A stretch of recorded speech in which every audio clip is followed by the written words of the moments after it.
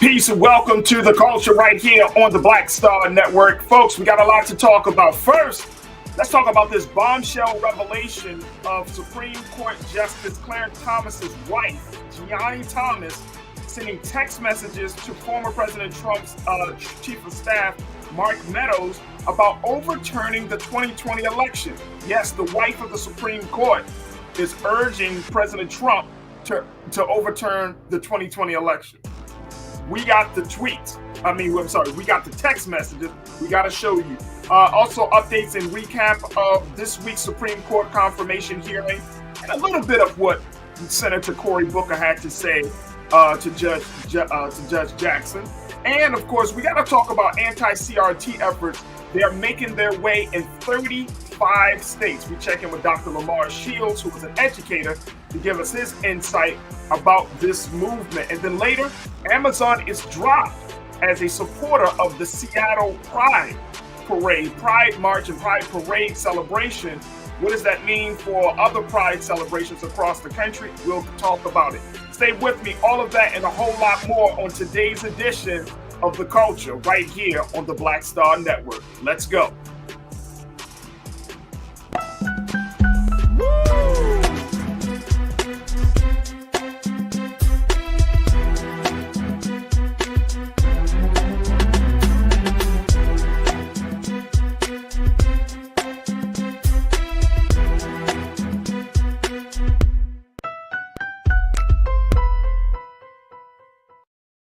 Folks, welcome to the show. Welcome to the show. So many things to talk about today, but I'm very, very excited about what we got lined up for you.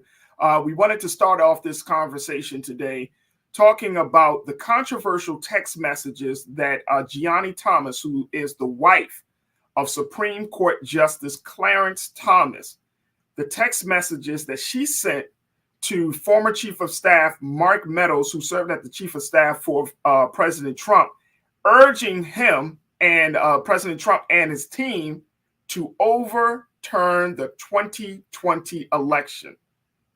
Folks, you heard me right.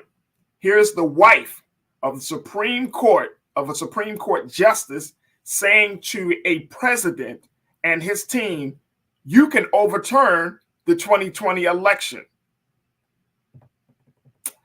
Wow. I'm going to show you a little bit of what some of those text messages look like. I mean, many text messages, but we're also going to have a conversation with veteran attorney, Mr. Illegal Eagle. He's been dealing with civil rights issues for years, and we're going to have him just in a moment to join us for this part of the discussion. Mr. A. Dwight Pettit. Also, we're joined by culture crew member Bakari Jones. I want to show you just a little bit of these text messages. Just take a look at these, folks. It blows you away as to how serious this situation around the big lie has really gone. This was her text messages to the White House. It said, help this great president stand firm, Mark. You are the leader with him who is standing for America's constitutional governance at the precipice. The majority knows Biden and the left is attempting the greatest heist of our history. Check out the date, November 10th, 2020. Let's go. Let's take a look at this one. Sounds like Sydney and her team are getting inundated with evidence of fraud. Make a plan, release the Kraken, and save us from the left taking America down. She got more to say. I can't see Americans swallowing the obvious fraud, calling the election the fraud. Just going with one more thing with no freaking consequences. The whole coup and now this. We just caved to people wanting Biden to be anointed. Many of us can't continue the GOP charade. And this one that was sent in January of 2021. We are living through what feels like the end of America.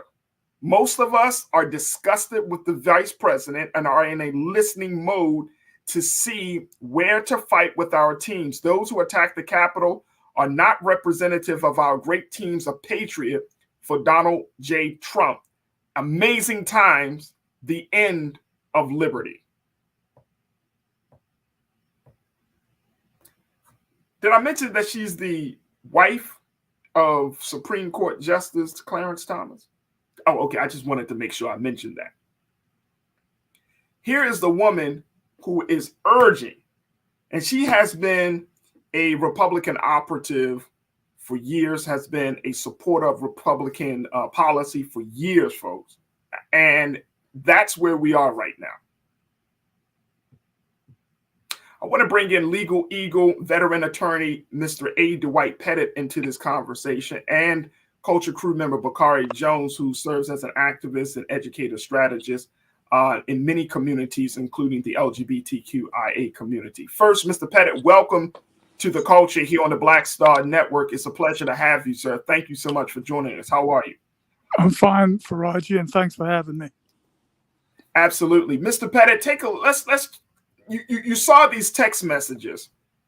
And I still can't believe that these text messages were sent from a person who's married to a Supreme Court justice, and all of this stuff is just coming out now. But what do you take from these text messages from Ginni Thomas? Well, the thing about it, the person in issue is Clarence Thomas himself, and whether or not with certain rulings and things that he's made, whether he had a conflict of interest, and of course that is predicated about what she told him and what he knew or what he wasn't a part of. Because you got to understand, Farajii, she has a First Amendment right to express her opinion. The question is whether or not that opinion is some kind of way communicated and in fact affects the decision of Supreme Court justice. Now, I think that what this is ripe for is a hearing by Congress, just on a preliminary hearing, as to whether or not some type of impeachment is in order, because otherwise there's no statutes in terms of what this type of situation can generate.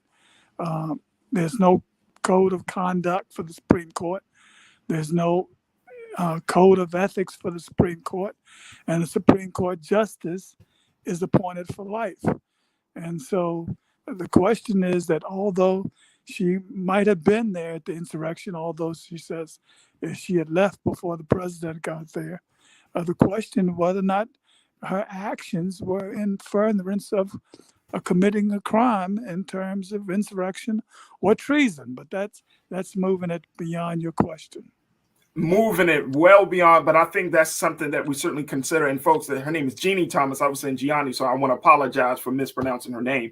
But I think what you're saying is absolutely on point, Mr. Pettit, which is that this falls flat on Supreme Court Justice Clarence Thomas.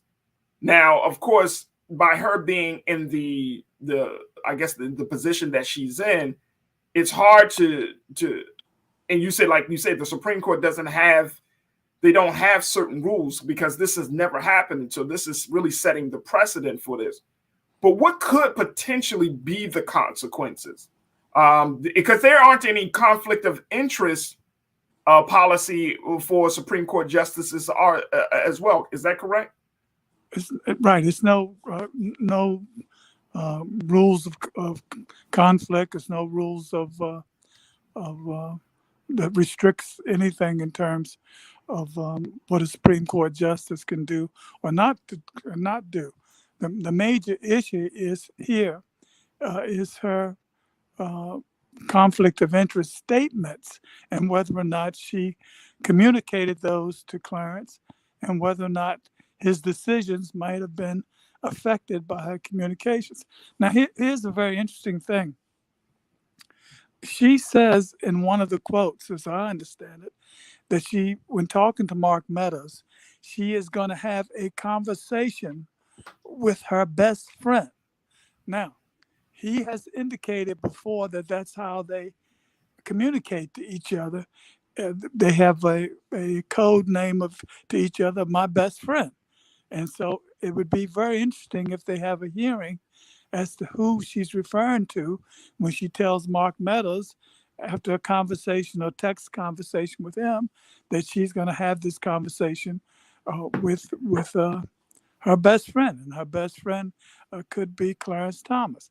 And then you've got to remember also, in a legal context, Trump was trying to get his papers from January 6th suppressed, and it went to the Supreme Court, and all Supreme Court justices voted against him except Clarence Thomas. So you really have to, I think you need a hearing there to see who she's talking about in terms of her best friend, whether she communicated those thoughts that she had in terms of the insurrection and so forth to him, and maybe was his vote predicated denying Trump his motion to, in fact, suppress those documents, the discovery for the January 6th committee, whether her conversations with her best friend could have, in fact,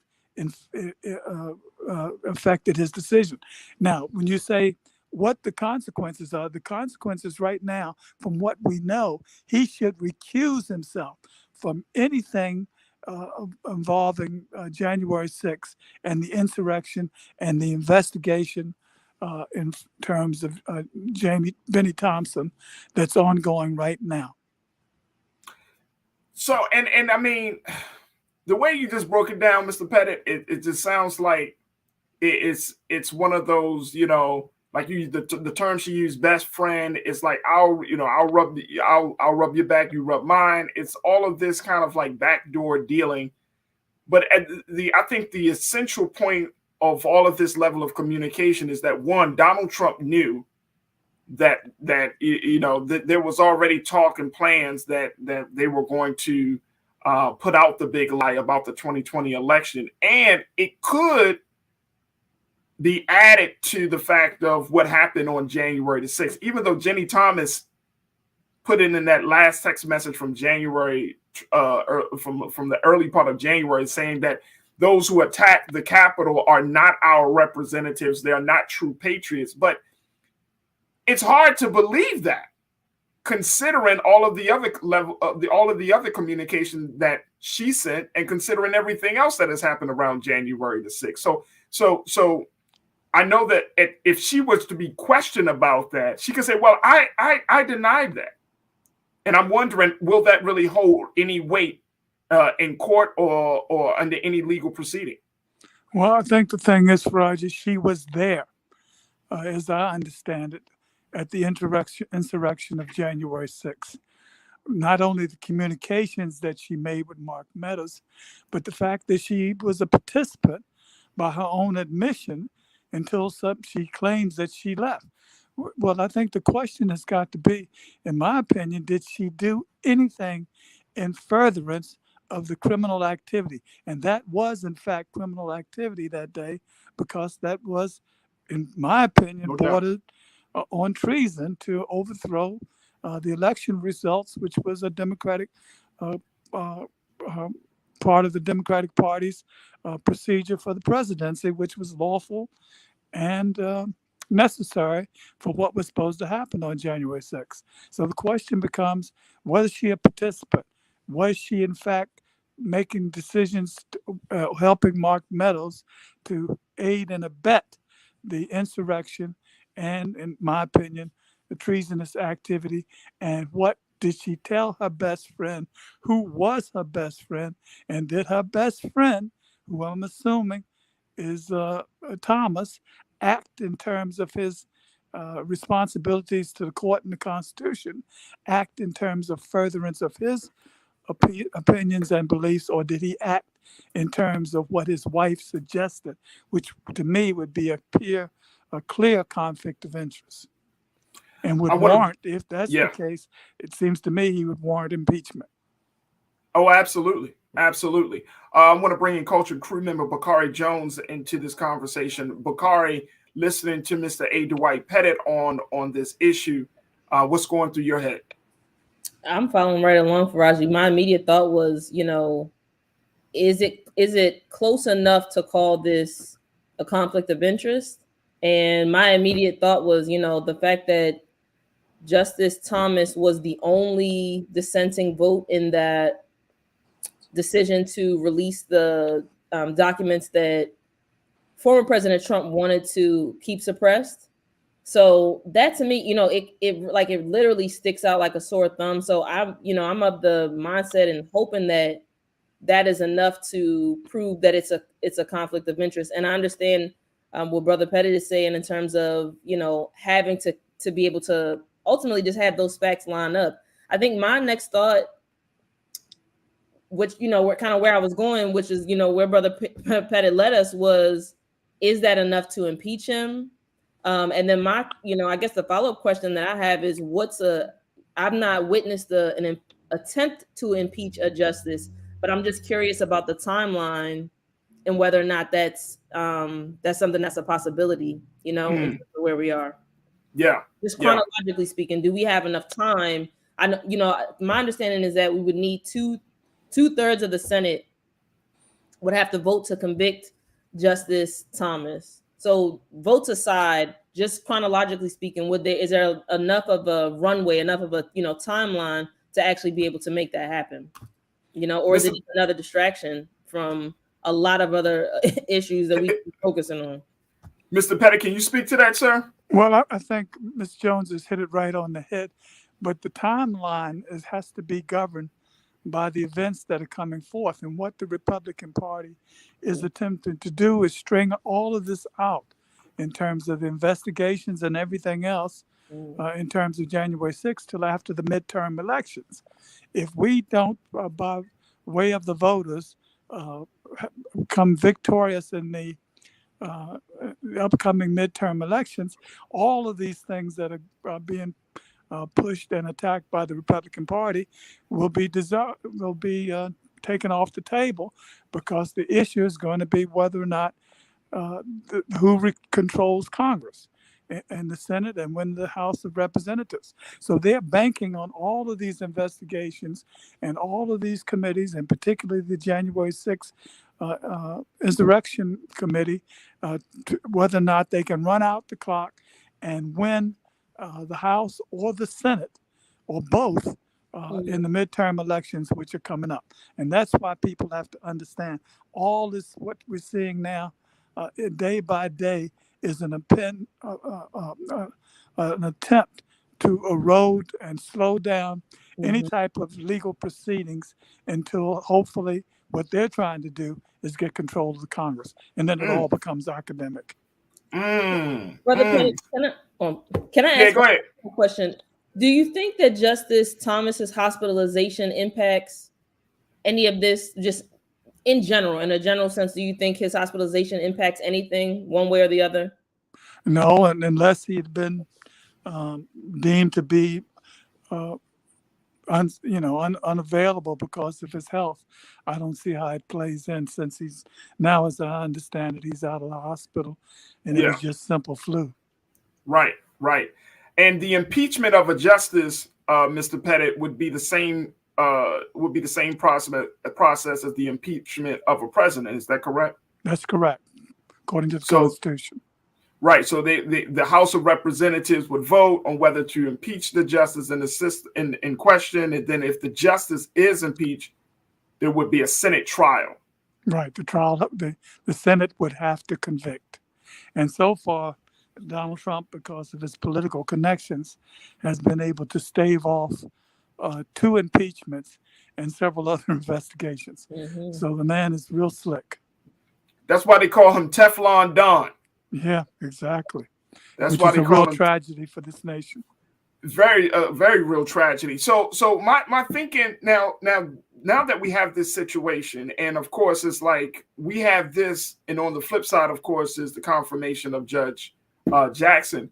But I know that there was a poll that was recently done with Gallup, and they said that the Supreme Court has its lowest public approval rating in history, in part because it is viewed as being overly politicized.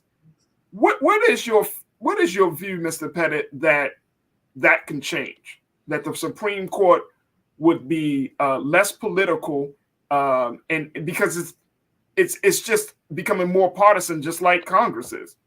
Well, you got to realize that as much as we despise Trump, or at least as I do, he was very successful in terms of his base, in terms of getting control of the Supreme Court with three appointments and blocking anything that Democrats tried to do with Attorney General Garland.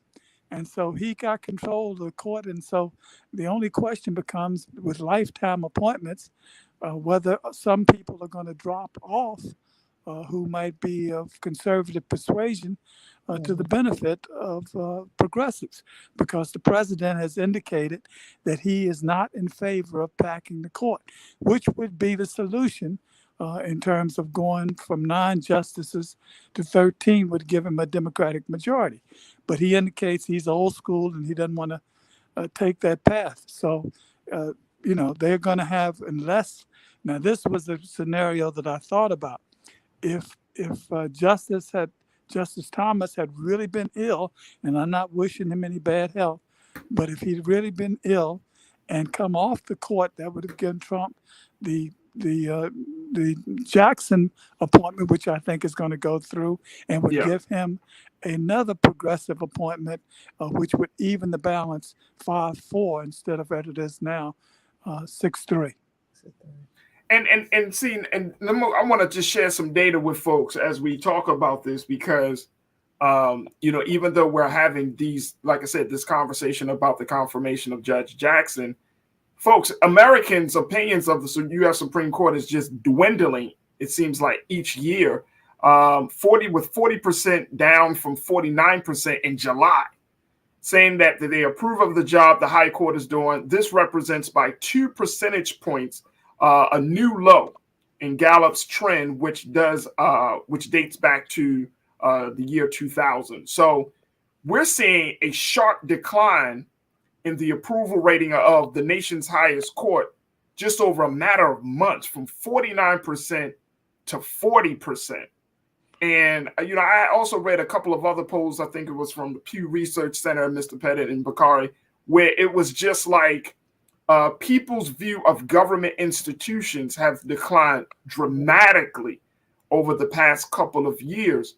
And my concern, Mr. Pettit, is that's not a good place for this country to be, considering all of the partisan bickering, considering just where people are, in this country.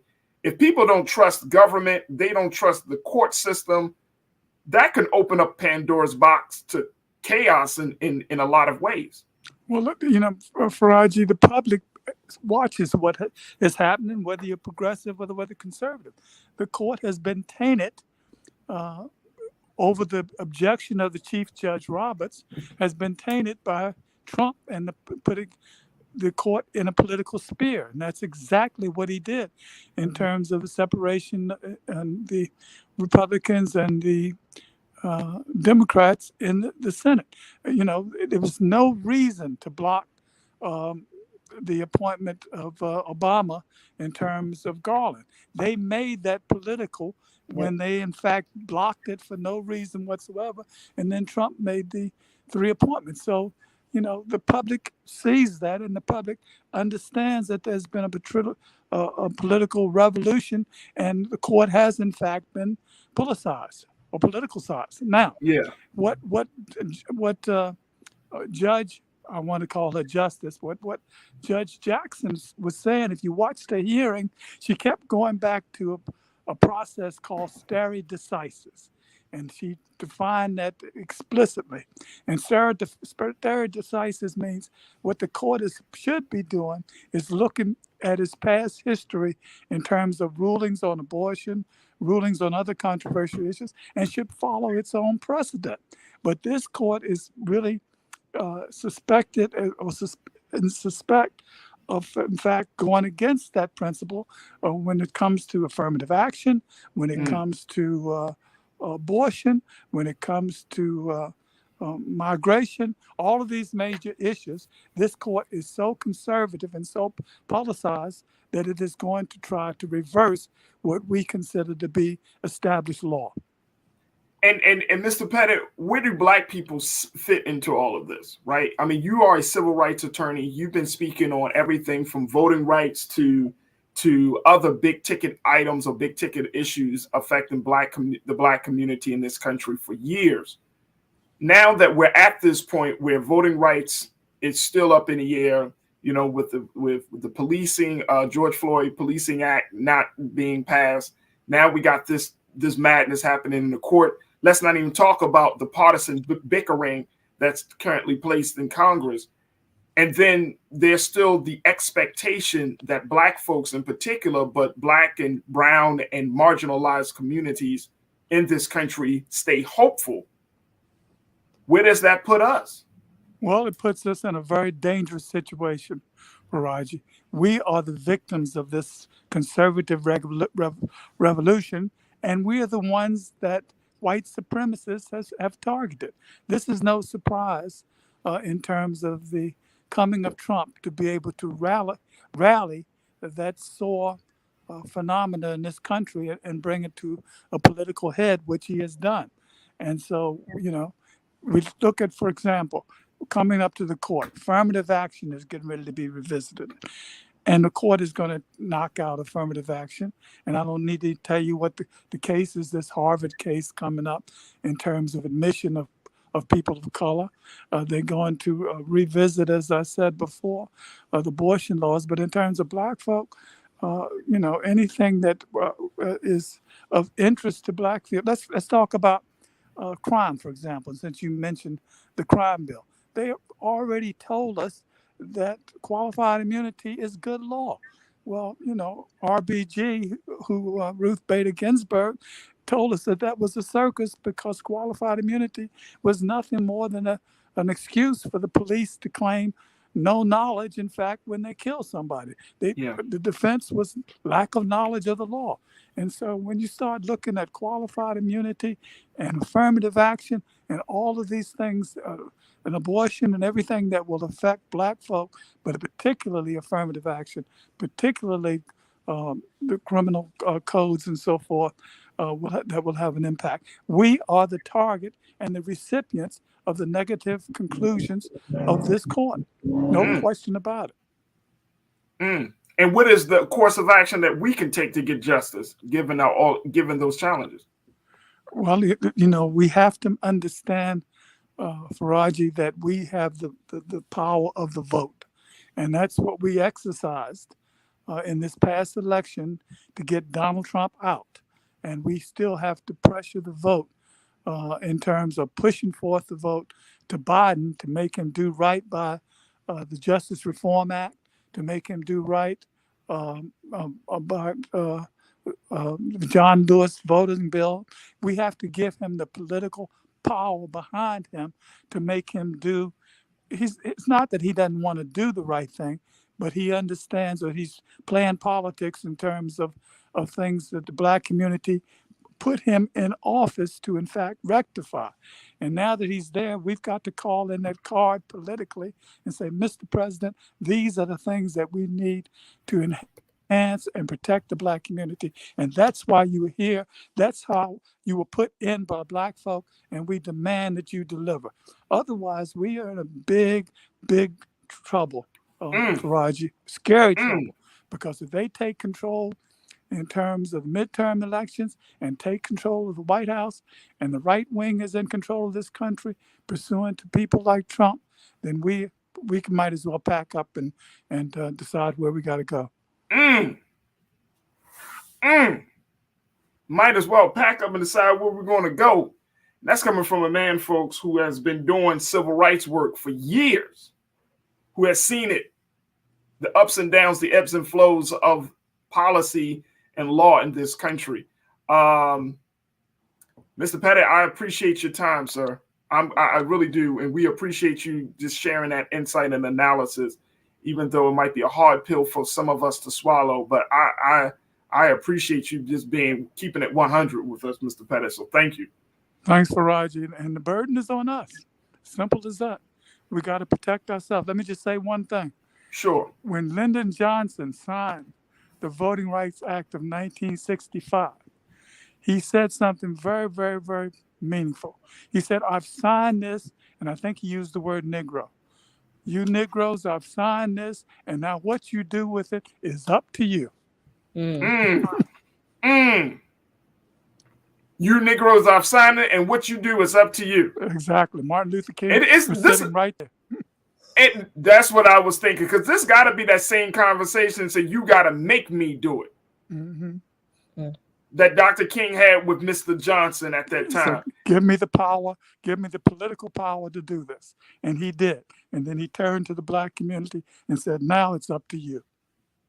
And we moved, across the country by the election of Obama and the election of Black officials, Black congressmen, Black sheriffs, and what have you.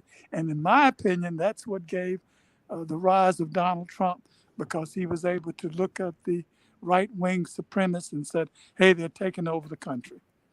And that's what stimulated this whole thing. He said, I've given you all this in terms of Trump, in terms of the right wing, but now nobody told you to go out and elect a Black president. And so that's what all hell burst out. And man, burst loose. Oh, man. Jeez. Mr. Pettit, again, we thank you so much for your time. You have a book out that's been considered to be a legal classic, Under Color of Law, where you talk about your personal story, but also talking about civil rights constitutional cases and decisions that have been made that you were a part of.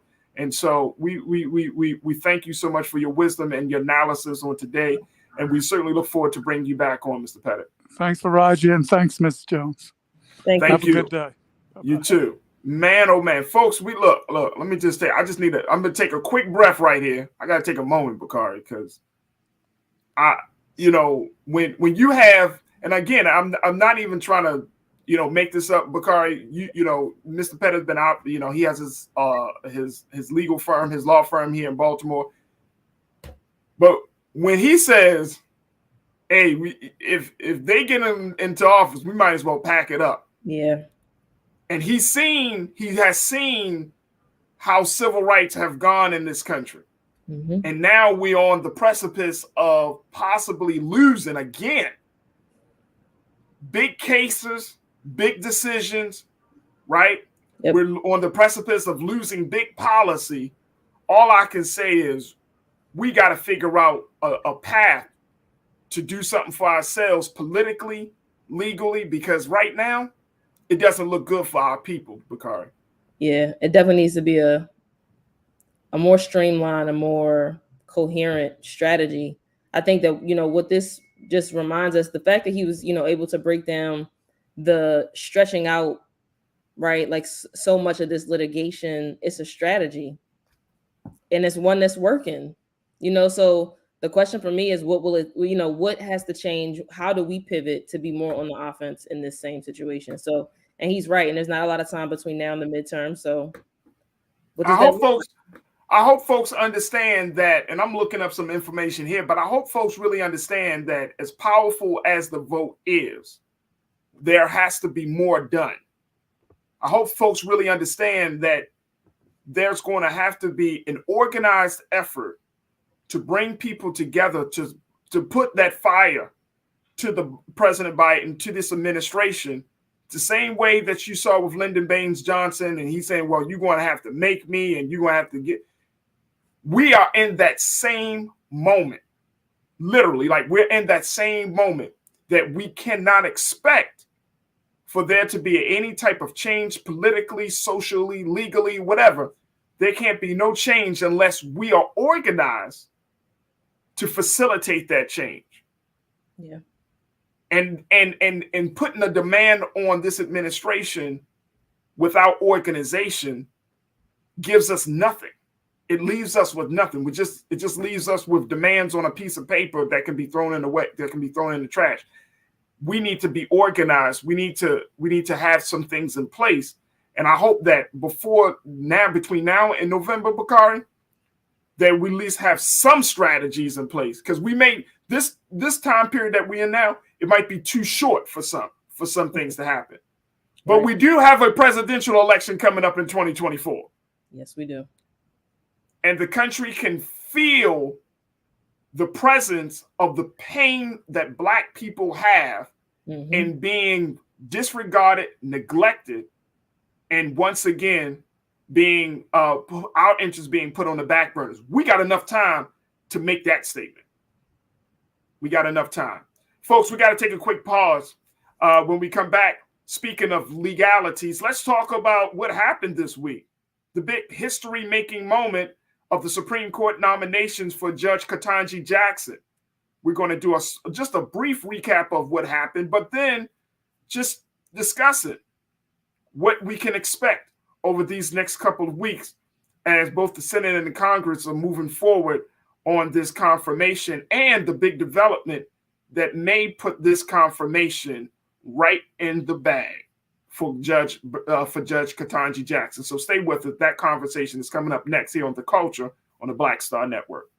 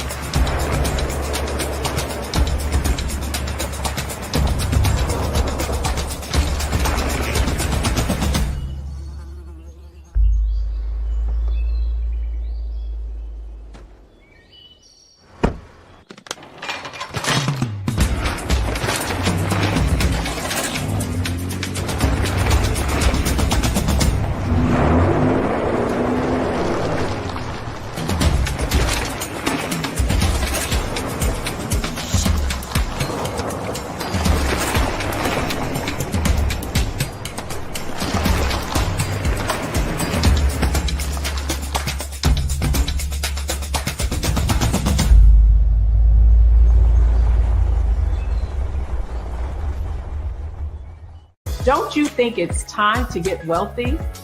I'm Deborah Owens, America's Wealth Coach, and my new show on the Black Star Network focuses on the things your financial advisor or bank isn't telling you.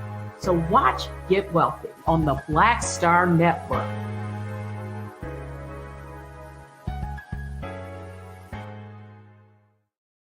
Pull up a chair, take your seat. The Black Tape with me, Dr. Greg Carr, here on the Black Star Network. Every week, we'll take a deeper dive into the world we're living in. Join the conversation only on the Black Star Network. Hi, I'm Dr. Jackie Hood Martin, and I have a question for you. Ever feel as if your life is teetering and the weight and pressure of the world is consistently on your shoulders? Well, let me tell you, living a balanced life isn't easy. Join me each Tuesday on Black Star Network for A Balanced Life with Dr. Jackie. We'll laugh together, cry together, pull ourselves together, and cheer each other on. So join me for new shows each Tuesday on Black Star Network, A Balanced Life with Dr. Jackie.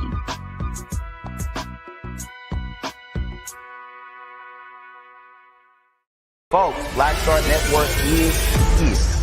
Oh, no punches! I'm real revolutionary right now. Support this man, Black Media. He makes sure that our stories are told. Thank you for being the voice of Black America, Roland. Stay black. I love y'all. All momentum we have now, we have to keep this going. The video looks phenomenal. See, there's a difference between Black Star Network and Black-owned media and something like CNN. You can't be Black-owned media and be scared. It's time to be smart. Bring your eyeballs home. You dig?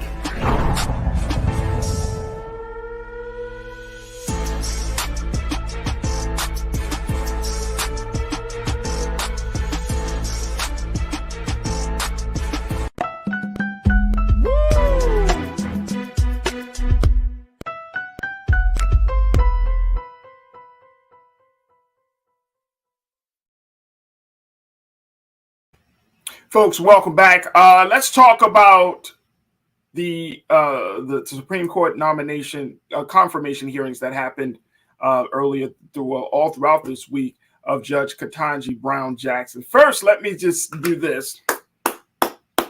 Bakari, I think we can do this, ma'am. Definitely. Because that's all. 4 days of that madness. Yep.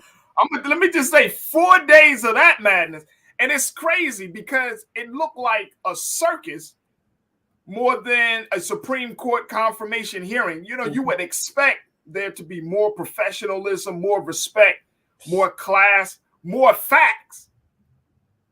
Instead, it became this, I don't know what the hell that thing was, but very nasty. You know, to Judge Jackson, thank you for keeping your composure. You kept your composure throughout. And I know that had to be a hard task to do with some of the questions and allegations and just some of the thoughts that were coming from the other side. I mean, it made, honestly, Bakari, it made Congress look silly. And it's, you know, it's like going back to that old saying, one bad apple can ruin the bunch. Lindsey Graham, who you seeing right there, and that joker, Ted Cruz. Josh Hawley. I mean, it's sad. I think the chairman, Senator Dick Durbin, he said he was saddened. He was saddened by what he saw taking place throughout the week, and just saw the display. And the funny part about it is that the book that Ted Cruz was trying to go back and forth on. Oh man, the anti-racism book. The one, look at this, look at it. Mr. Slides just looking crazy. Just looking, I mean, he looked absolutely silly. And the thing is that the books that he pointed out, everybody wants to buy them now. Bestsellers now. Just like that. Just like that. Just like that, bro. Just like that. So, I mean, in one respect, you like, oh man, he really put it on him. But then in another respect, you're like, boy, did he look silly? Let me just tell you, folks, according to CNN, they put out a poll. They found that a majority of Americans support Judge Ketanji Brown Jackson being confirmed to the Supreme Court, with 58% saying the Senate should vote in favor of her historical nomination to the nation's highest court. And that was according to, now I said a poll according to CNN, excuse me, it was a poll according to Gallup. 58% voted in favor, Bakari, that this black woman should sit on the Supreme Court.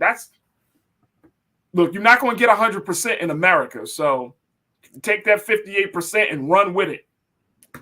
It's not the 58 I'm concerned about, Farajii. It's the 40. Oh, it's the 42 you concerned. It's the 40. You know, I wasn't able to watch all of the hearings this week, but the pieces that I was able to catch, it was disgusting. I think it's fair to say. I think for folks that are on Twitter, they agree. You know, the overwhelming sentiment of Black women or anyone that has been the only Black person in their workspaces and professional spaces sympathize with her, because they understood exactly what it felt like to be berated and for someone to attempt to humiliate you for hours on end. So on one level, it's exhausting, you know, but the thing that comes up for me is, you know, we got to peel back the layers and try to figure out the why they're taking this approach, right? And my understanding, and I'm still, you know, piecing together so many different things, but my understanding is that, you know, taking the angle of Judge Jackson having these lenient sentences related to child pornography cases, and honestly, just their displays during the hearings was not necessarily about the fact that they believed what they were saying, but that they believed that their supporters would believe what they were saying. And so that, for me, you know, just to bring it back, that's why I'm concerned about the 42%. And does that 42% of Americans who don't support her confirmation, again, just what we just talked about with Brother Pettit, are they moved and mobilized in a way that puts them, again, just ahead of us strategically, right?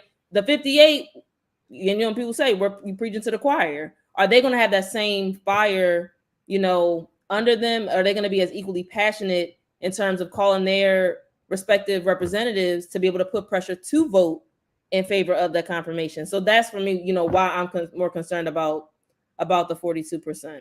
Very concerned. Here's the other part about it. and you know, because the Congress is pretty much evenly split with Republicans and Democrats, every vote counts. Literally. So when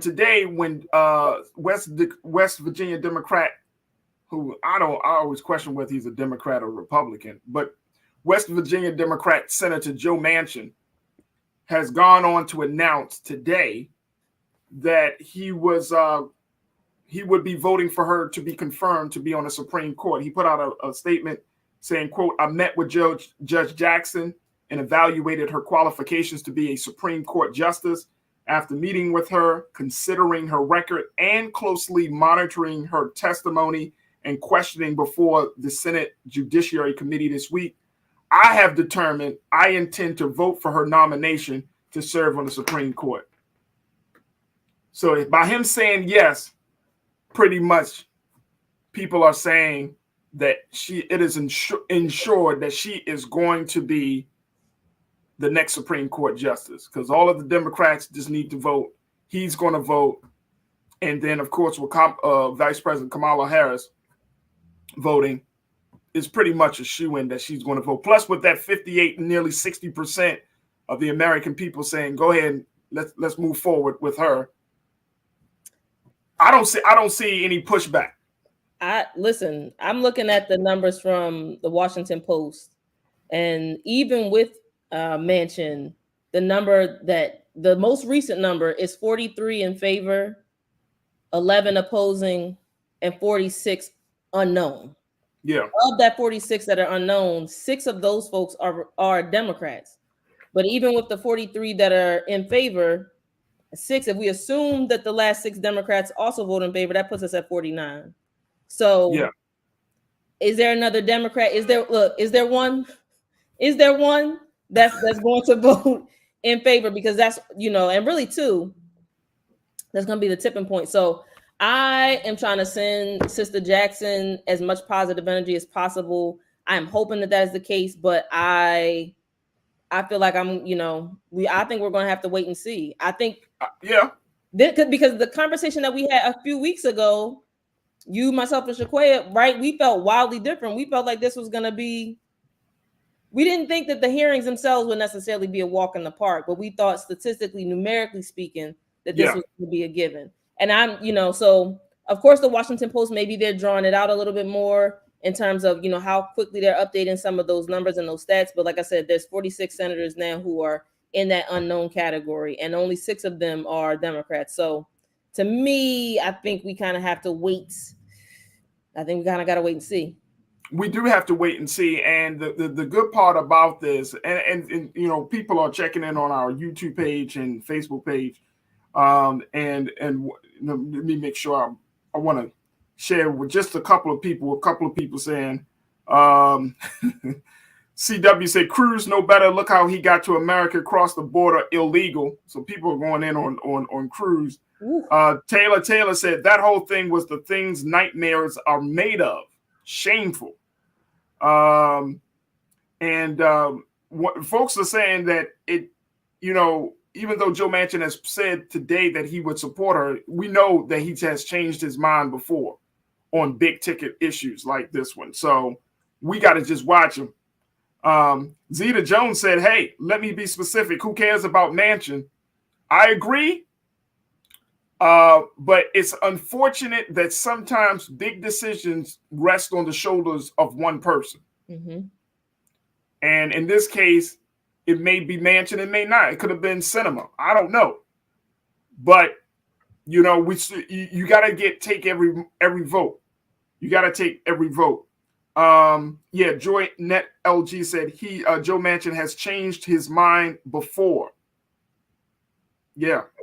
And John Crute said, "I hope Ketanji Brown Jackson gets confirmed." I think a lot of us are feeling the same way. Mm-hmm. And we are in a space right now where we need change. We need representation. We need change. Look, I'm just making sure that we put some things in place at this point, Bakari, that's going to lead to us winning something. Because right now, if Black people were to look at the scorecard in this country, we're like, what, 0-4? 100.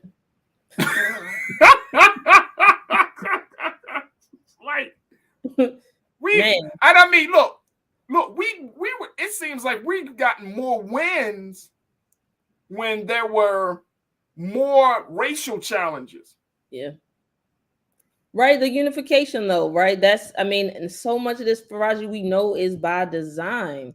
So I think everything we've been talking about, all of it points to us being more streamlined and more organized. So, and that's the thing. And I hope, because you and I, we understand the power, the importance, the value of being organized and having strategic, some strategic plans.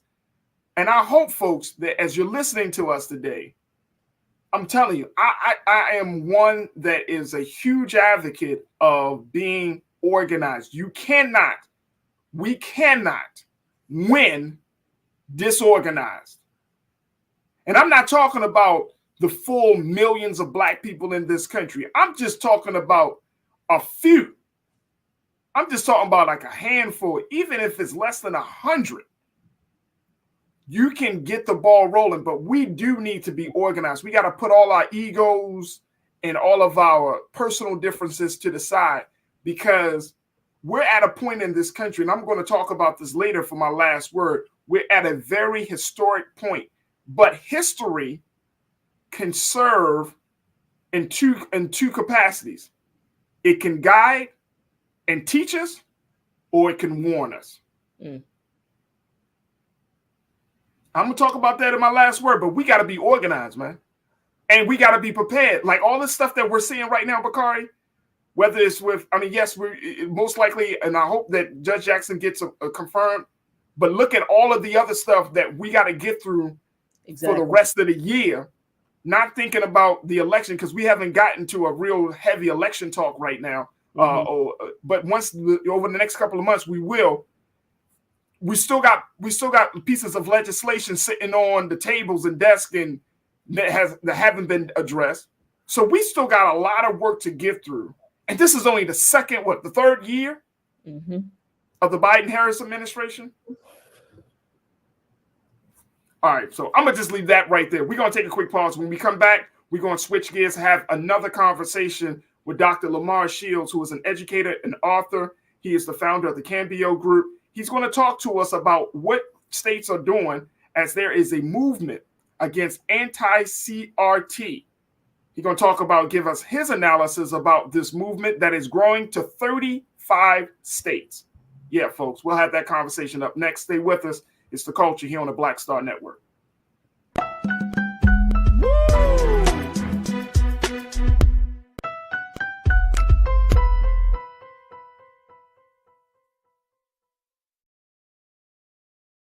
Don't you think it's time to get wealthy?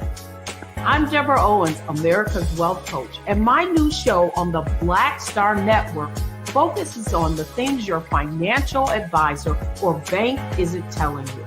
So watch Get Wealthy on the Black Star Network.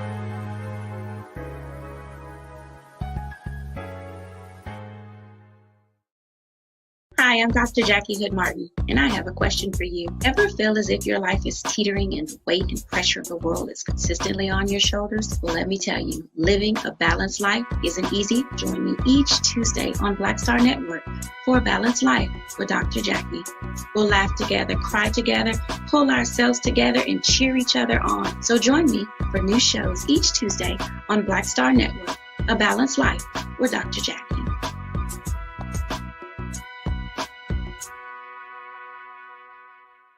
Pull up a chair, take your seat. The Black Tape with me, Dr. Greg Carr, here on the Black Star Network. Every week, we'll take a deeper dive into the world we're living in. Join the conversation only on the Black Star Network.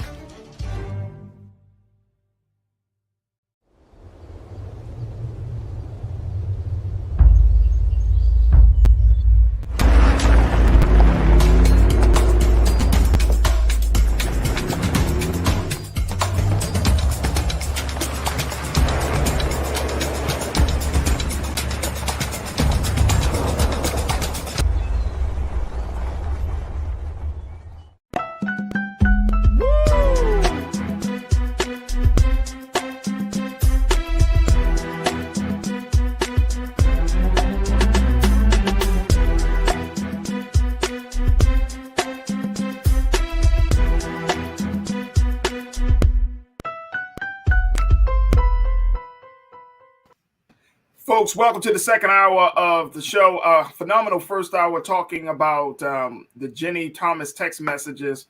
This is the wife of Supreme Court Justice Clarence Thomas, and those damning text messages to show that she was a part of the planning of the big lie around the 2020 election. So we will continue to keep our eyes posted on that situation. And of course, just giving a brief recap of a history-making week for the Supreme Court confirmation hearings of Judge Ketanji Brown Jackson. So got a little bit more conversation into that. But I truly believe things are going to, in regards to the hearings, we're going to have more conversations.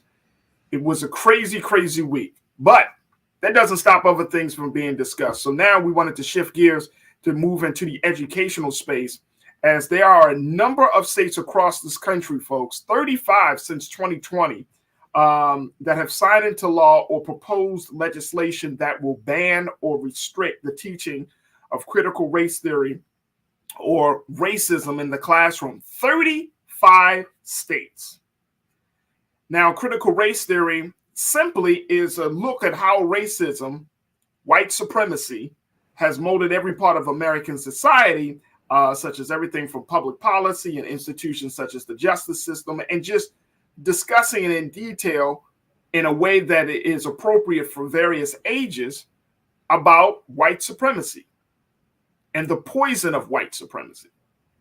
Here to give us some insight into this conversation is a good friend of mine, Dr. Lamar Shields, who is an author, he is an activist, he's an educator and founder of the Cambio Group.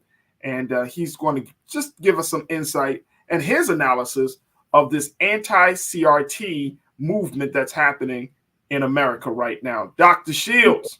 What's up, brother Farajii in the building? Can you hear me, man? I can hear you loud and clear, big brother. How you feeling? Look at my brother, looking all handsome. Got the fresh suit for 2022. My brother Farajii, I just wanted to say congratulations to you. I don't know anybody more deserving. For those that don't know, I've been watching this brother grow from high school to college to shutting down, doing conferences, speaking all over the country, getting all handsome now, got kids, got a family. But I love you, brother. I am so proud of you. You are doing what's supposed to happen. You started young. Your dad and all these other people surrounded strong black men and women around you, and you should be benefited. Shout out to my homeboy who lived in Chicago, Roland Martin, who I got a chance to hang out with as well. He did the right thing by bringing you on. So I could not come into the space. First of all, let me say, what the hell took you so long to bring me on the show? That's what I want to say with your family. I saw Bakari in the building. Shout out to Bakari. This is a family, because as you were engaging in the conversation with Bakari, I was like, Bakari was a part of the Shortcut Show, our live storytelling show that actually is going on at the Reginald F. Lewis Museum tomorrow. And so to see Bakari, to see you, to see the younger generation, Negro, you ain't that young, but I'm just giving you stop it. Do the work. It's a big deal, man. And to see you grow and mature, and for Baltimore to embrace you, it is a blessing, man. So I could not come on and say I am so proud of you. For folks that don't know you, you are ours. Even though I'm from Chicago, I embrace the city, and so we have very similar roots to how we grew up and our beliefs. So I cannot say I'm more proud of a brother who's benefiting from doing the work, not only doing the work, Farajii, but doing the work on yourself, man. And so I just thank you for allowing me to be, as the old gospel song says, to be in that number, brother. I'm proud to be hanging out with you, man. And you're looking great, man. Oh, brother, you know, self-expression. Hey, brother, we growing and evolving and changing, and you know what I mean? But I really appreciate that, brother Lamar. I really appreciate that. I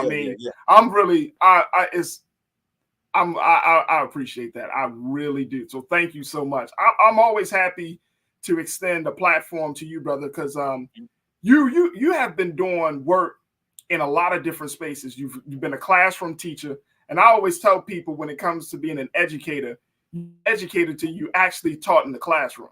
Yes, sir.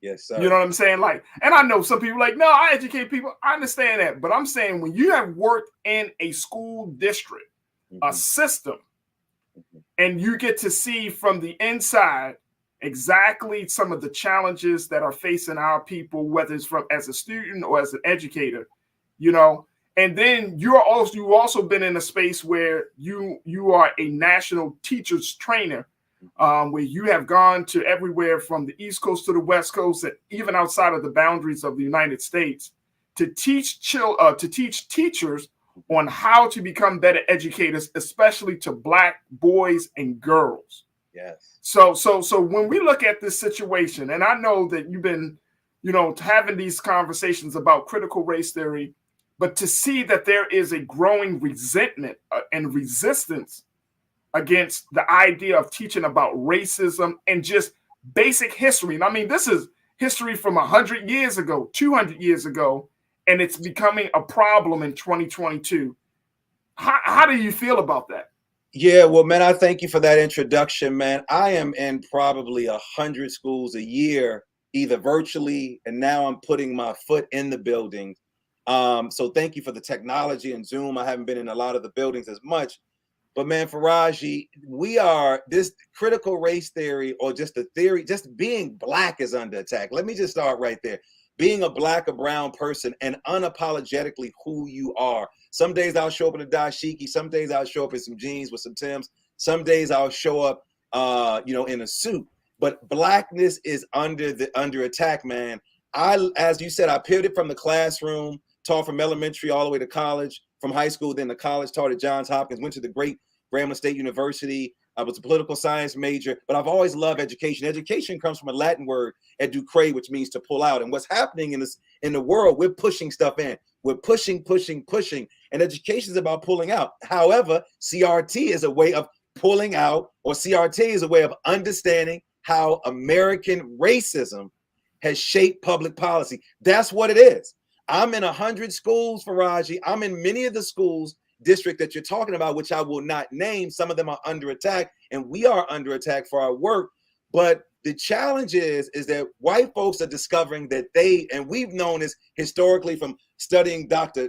Ben, Dr. Clark, white folks are the minority on this planet, and it is making them nervous. So when you talk about CRT, it is a way of understanding how a system has shaped public policy. And what I've discovered when I'm walking into buildings, I've yet to see people who's actually teaching this theory, which is an academic concept that came out before Farajii, you and I were on this planet, who the core idea is we know that race is a social construct, and that racism is merely the product of some other nonsense. But the people that created, who I have a lot of respect to, Derek Bell, Kimberly Crenshaw, and Richard Delgado, I use Kimberly Crenshaw's work, which is this intersectionality that she created as a legal scholar. So we're talking about legal scholars, where she coined this term, and I want to say in 1989, to describe how systems of oppression overlap to create distinct experiences for people with multiple identities. What she discovered is, she says that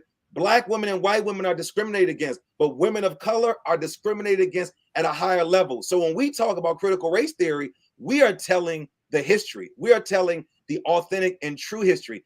If it doesn't mean anything to white folks, then why are they attacking Ketanji Brown Jackson, or Judge or Chief or Justice Ketanji Brown Jackson? Why are these senators pulling out these books and having like this is reading Rainbow, like they're LeVar Burton and reading some stuff? And this is you're not LeVar Burton. That's why you need that Black person behind. Like, listen, Negro, you need to really talk to me, because we don't need you to read some books to us to describe how great Black people are. And that's what it is. Whenever we are talking about how great we are, other people have an issue with it. But what we do need, Farajii, is we do need a framework. And what this does is critical race theory, like other theories, it is a framework and a perspective. My theory of my work is, it's on my license plate. I wear the shirt.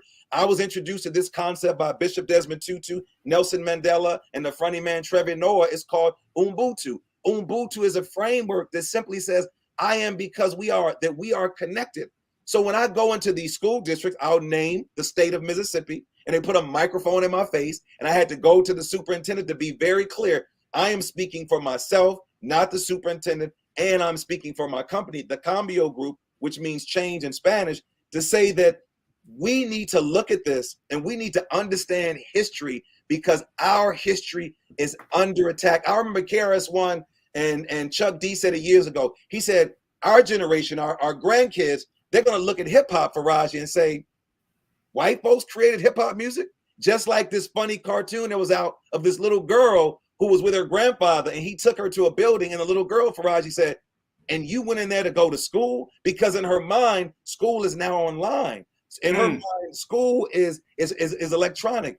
And so critical race theory is not a synonym for culturally relevant teaching. Let me, as we say in Spanish, más despacio, let me say it again. Critical race theory is not a synonym for culturally relevant teacher, which is something that many teachers support.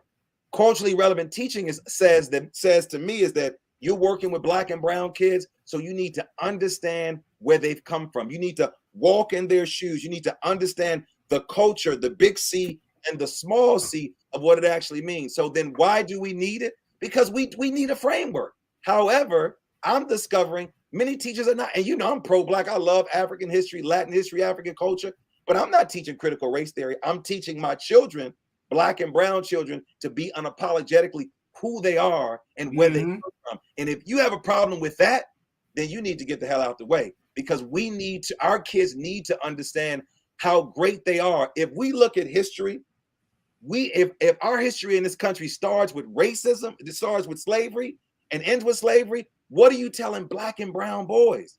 Come on. What are you telling them about their history? That our history is bigger than this. That's why I love the book, The 1619 Project. And see what's happening with these white folks who are attacking Justice Brown, what they're doing, Farajii, and it is not working. They are trying to pull out all the Black scholars and then say to this sister, well, I know you've read the book, The 1619 Project, Nicole Hannah-Jones. I know you've hung out with this person. And the sister's like, yeah, I know those people. Yeah, I've read those books. But if you look at my record, am I pulling those things out in my record? And so it's important to be unapologetic who we are so they know up front. And I love when she came out, she said, the very first thing she said, Farajii, yep, my uncle was incarcerated. Yep, he done been in jail. Yep, and so and so. So you can't use that against me. And so watching her play this game of Aikido, and then watching my brother from New Jersey, Cory Booker, who I met when he was a mayor, and said, ain't nobody gonna steal my joy. That's what we need. We need that right there. So what does any of this have to do with education? Scholars who study critical race theory in education look at how policies and practices, Farajii, affect our children, because there are policies and practices that are in place that are destroying our children. Now, the work that I do is centered around equity. I come in and we're looking at policies, but before we get to policies, Farajii, we're looking at the practices in the classroom. How are you engaging young people? Not just the policies of the school system. How are you engaging young people? How are you talking to them? How are you greeting young people? And so we've been very successful in our organization. My partner Marina is white, and I'm a person of color, and we come in and we hit them from all angles. And what I love about her, she says this to me. She says, Dr. Shields, when I'm the minority in the room, I'm gonna let you speak more. But when I'm the majority in the room, I'm gonna speak up, because we understand. She's speaking to the white women because she was a white woman who taught in a Black system. And she says, let me humble myself and be quiet and hear what these other people have to say. And so, yes, these states are under attack, but we're coming in through a different way. And that's why I told you, Farajii, when you called me, I got to be real mindful of how I approach the conversation, because it's not that I'm afraid that they're going to pull me out, because I'm speaking truth, what I'm saying, and I'm backing it up with data and research. So when you back it up with data and research, like our sister is, who's sitting there being berated by these white men who would not talk to a white man the same way, that if that was a Black man there, they would not attack him. They would attack him, but in a different manner. And so I'm for anything that's celebrating the greatness of anybody, but I'm against anything that's disrespecting any other culture. And this framework is not disrespecting any other culture. It is backing it up with research and data to support it.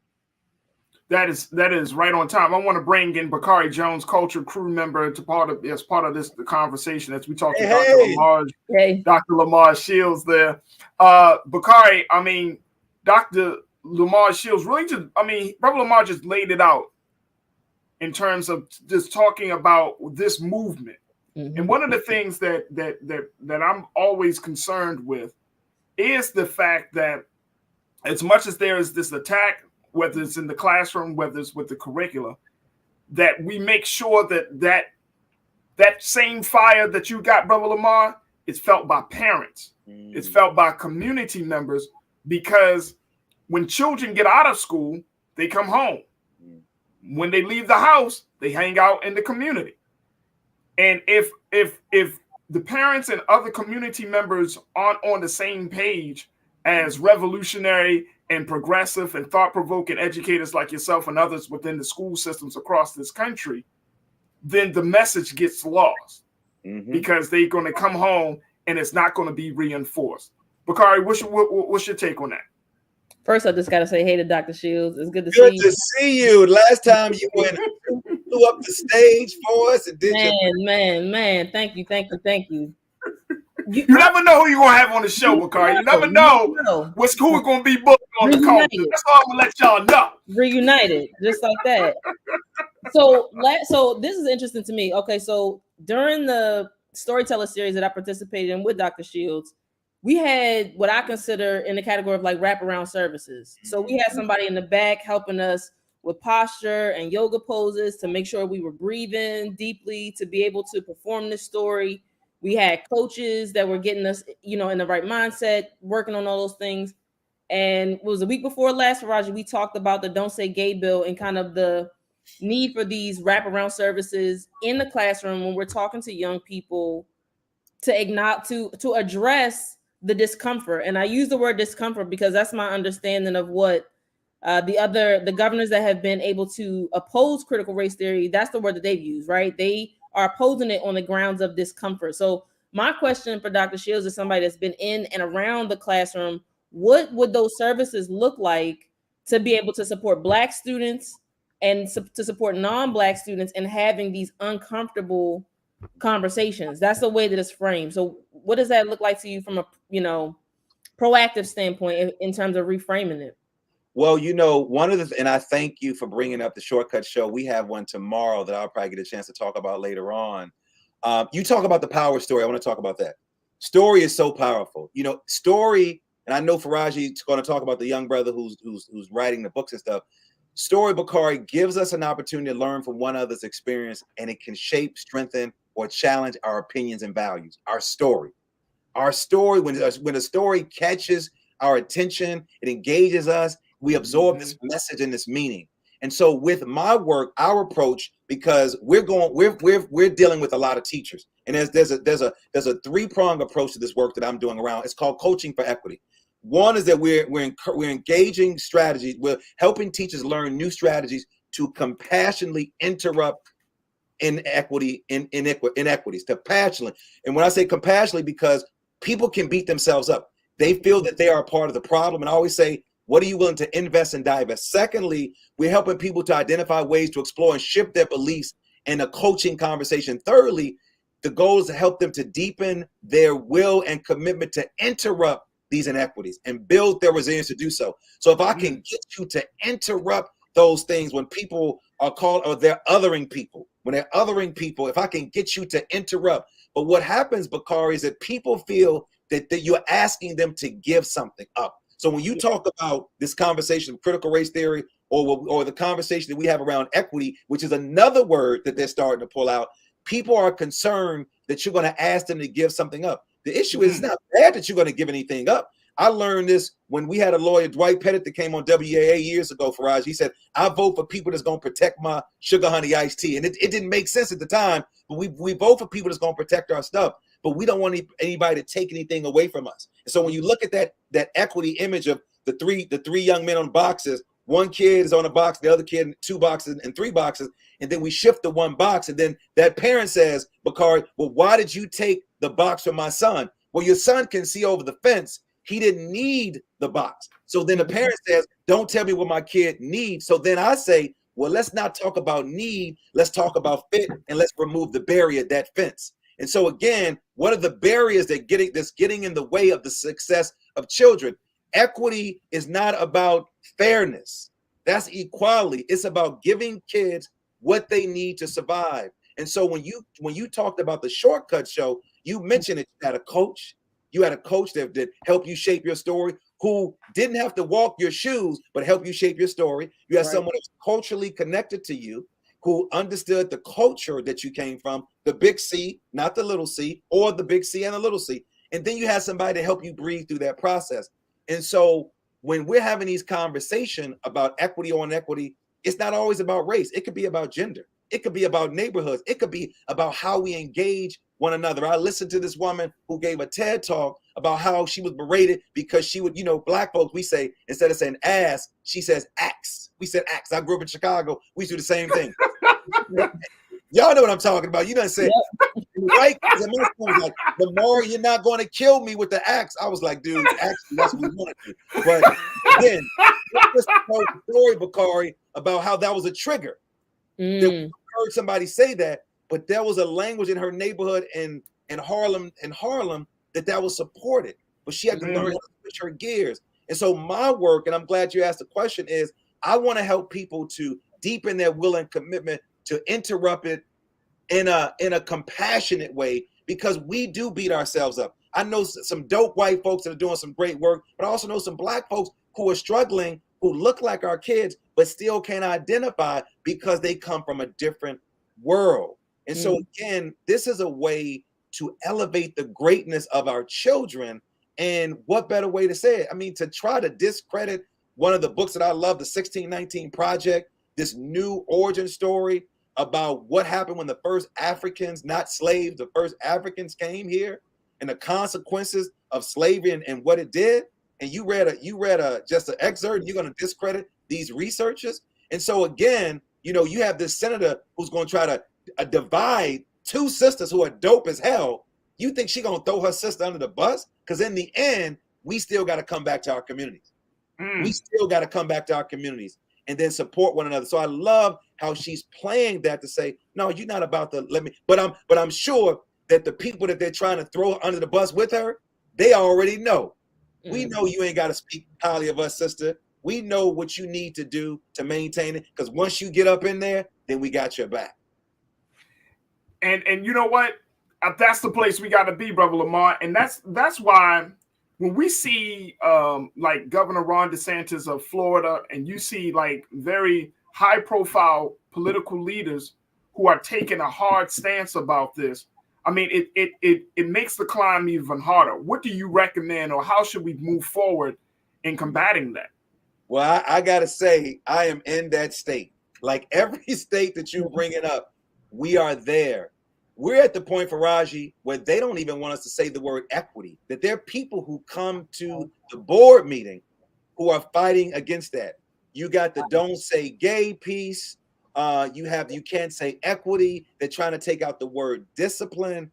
Our approach is we have to work with educators, and we have to provide them with the tools. The research says we got to provide the educators with the tool. There are going to be some dissenters. There are going to be some people who don't want this work. That's just the reality. But our approach is we come in and work with a small group. We call them an equity team. And we spend our time with them. And what we're discovering, Farajii, that this small group of people, they may be at a high school where there's about 70 teachers, but we work with like 10 or 15, and many of them are dealing with their own personal stuff that's starting to manifest. And so I think those soft touches with those individuals, yeah, you got the state level, but you also have the superintendent level, but then you got a principal who says, this is important. There's a school that we're working with, and I came in there and they had the word Ubuntu when you walk through the door. And he says, man, I'm starting to hear this word more and more. So I'm saying you do have to engage teachers.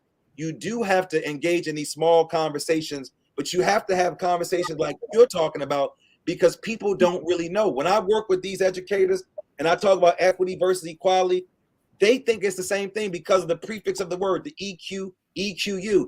They're two different words. Dr. King, all these other civil rights activists, they were fighting for equality, not equity. It's a difference. I tell people this: equity starts in your home, Farajii. You have 2 kids. Right. You got 2 different diets, right? They eat 2 different foods. Like one kid eats this, one kid eats that, and he says, "Dad, why can't I have that?" And then you say, "Because this is for your sister." And then he says, "That's not fair." It's not about fair. It's about giving a group of people what they need to be successful in those environments. But Kari, who came to the Shortcut show, she noticed that each person had a different coach, and each person needed something to support them. And that's what this is about. It is not being, it's like being a, I'd rather be a Sherpa in this business. A Sherpa is a guide. Most of us want to say I did it, but a Sherpa is a guide where we're guiding people along through these processes and helping them support it. It ain't easy, but it's in the end, it's some great work. And I'm stretching myself, man. I'm being pushed working with children in St. Louis who have issues around special needs. So you're talking about racism, but then you got a kid who has special needs. And so then that's a whole different issue. So then you got a black kid, then you got a queer kid who's dealing with his or her sexuality. Then you have a kid so all of these different things affect black people in a different way. But Bakari knows this. You've been affected in a different way than other people. I told my daughter, it's hard being a woman. I said, but it's hard being a black woman. Come on. Really hard. Come on. And Brother Lamar, talk to us about, from your vantage point, working with teachers, working with students, working in various communities. There are some very severe consequences that come along with denying history, not speaking truthfully about what has happened in the past. There are some very, very major consequences for that. Yeah, I mean, there are consequences for me to talk about what I'm talking about now. I mean, to be real clear, I'm in some pretty heavy states, Wisconsin, Mississippi, Florida, but this is important. Our work is not centered around critical race theory. I tell people all the time. I said, I've rarely seen a person teaching that. And I'm not saying there's anything wrong with that, but that's not our approach. I'm very unapologetic of being a man of African descent and love our culture. But there are consequences when we don't teach our kids the right thing. We just celebrated to the Sananda and I, who we're in Prince George's County. We just worked with 25 black boys. Some of them are indigenous African boys. Maryland had a document that they created about the achievement of black and brown boys, a dismal piece of research about, and you all know where they are. Only several schools decided to use the money to support the boys. So you got this huge document that you created. You have all this money that people can access, and only a couple of schools decided that they wanted to do something. And our organization was one of them. We celebrated 25 boys by working with them. 10 weeks, David Miller came in, and his book, Khalil's Way, they read his book about bullying and his black boy. So you can see the consequences when you don't get it right. And so this is an opportunity to pour into these children, and then for the girls to see it. Then we also need to do the same thing for our girls. But again, history is so important, because the reality is, when you control that pen, it says a whole lot about sort of where you are. And so again, if you are not allowing these young people, to be who they are, our greetings, Farajii, when I walk to any building, it's a greeting that comes out of South Africa, and it says Sawubona. And Sawubona says, I see you. It says, Bakari, I see you. And it says, Farajii, I see you. And for those who remember, there was a TV show called Romper Room where this woman would say, I see you. And Farajii, this guy said to me, he says, but she never saw me. I want you to think about that. He said, but she never saw me. So could you imagine that there's kids in these buildings who don't, what they call in our world, no touches, that nobody has spoke to them, nobody has greeted them. So I tell teachers, this is what I do, Farajii. I said, I want you to just write down 5 kids, and I want you to observe them throughout the day. And I want you to see how people engage them.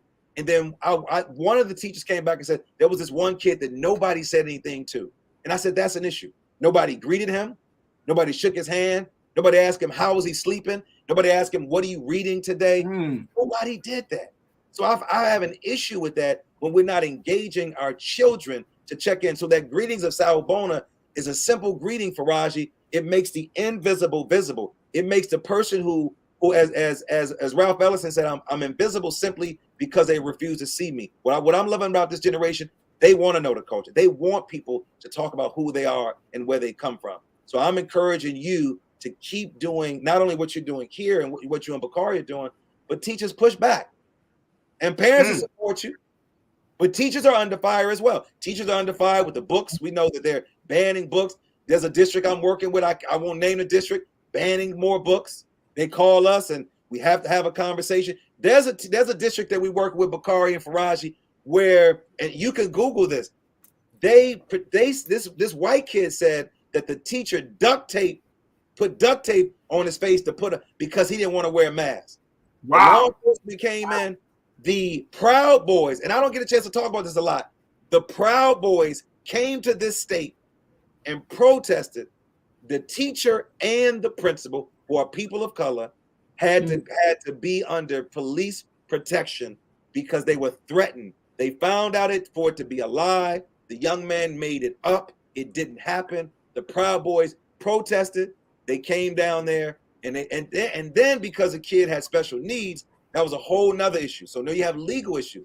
So again, our children are taking what their parents are saying and they're throwing it back into teachers who are like, I ain't down for. And if you look at the NPR story, Farajii, teachers are leaving the classroom at a faster rate than any other profession. And we need our teachers in the classroom.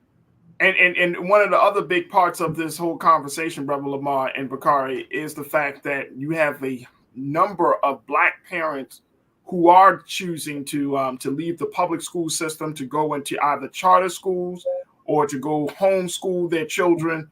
What's your take on that, Brother Lamar, considering where the state of education is right now? Man, I wish I had time to homeschool my kids. My kids would be some dropouts if I had time to homeschool. The Shields kids ain't ready for the Shields curriculum. I think it's great if you have the time. It's not easy to homeschool your children. There's some great homeschool networks that are out there. Mocha moms, some Black women are doing some great things. I think it's really, really great. But a lot of times our kids aren't socialized well. So that socialization piece, we people of African descent, we thrive around being people, being around people rather. So I think a lot of times we sort of miss out on that. Not saying that everybody does, but I think that it's real important to think of alternatives, to think of, and you're seeing this mass exodus of kids leaving the public school system, moving out to different areas, parents staying home with them.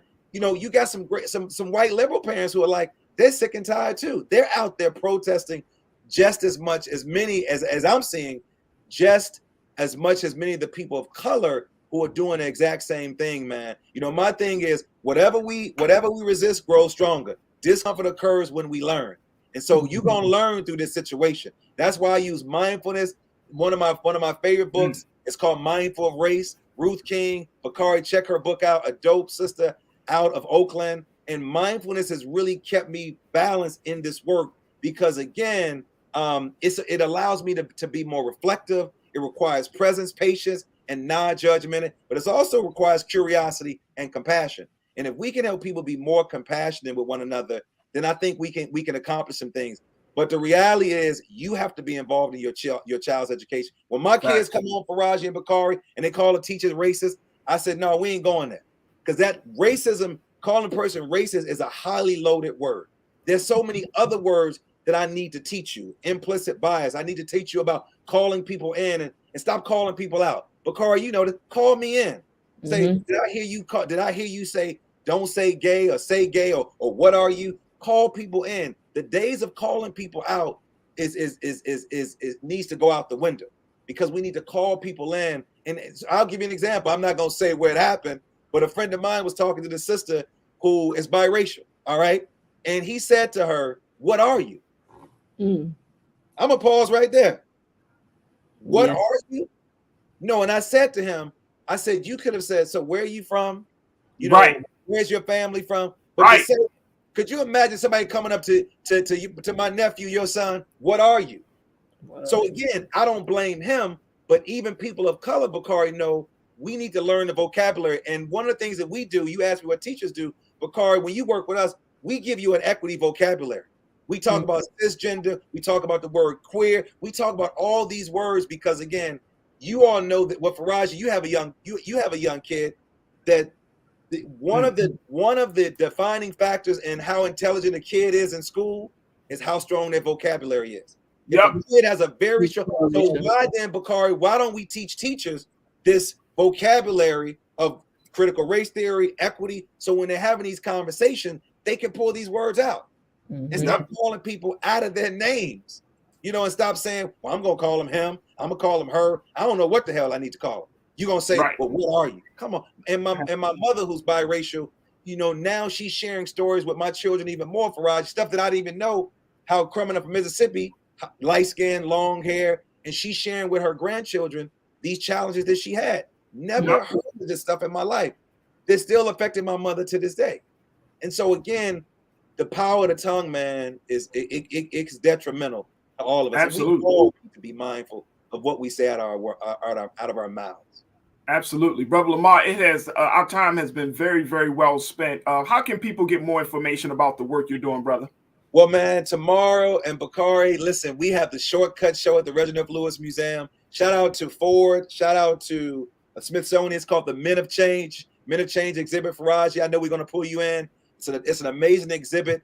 It's at the Reginald Lewis Museum in Baltimore. We have 5 comedians, man, who are going to blow it up, and they're going to talk about what does it mean to be a black man in America. Shout out to Chris Rock and Dick Gregory and all those individuals. So tomorrow, man, come to the Reginald Lewis Museum in Baltimore. Check us out. Bakari, thank you for participating in the show. I can be followed at Change Agent 2 on Instagram. My show behind me, Sound Bombing, that's my podcast.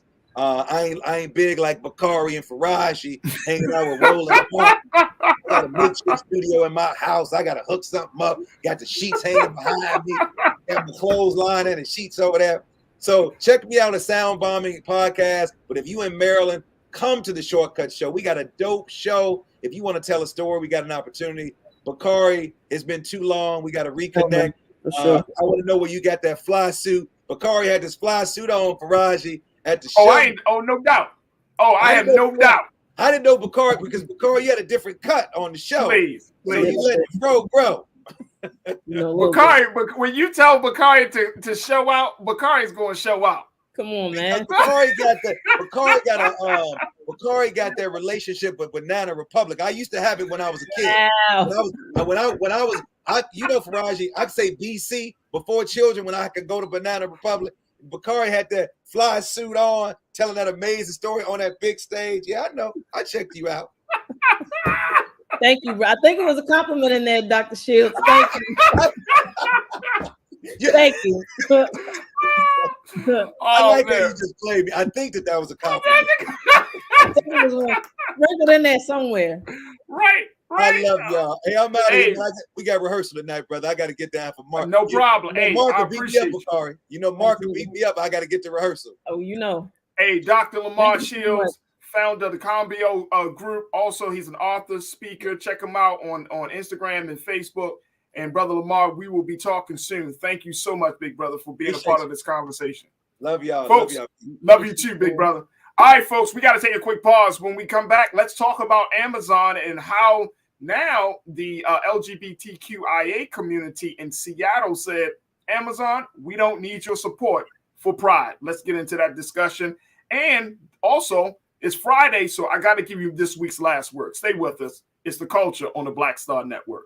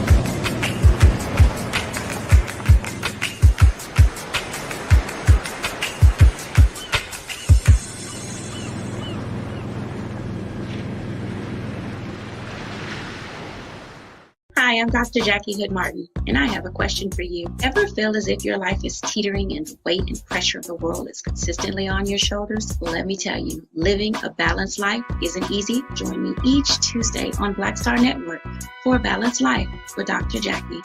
We'll laugh together, cry together, pull ourselves together, and cheer each other on. So join me for new shows each Tuesday on Black Star Network, A Balanced Life with Dr. Jackie.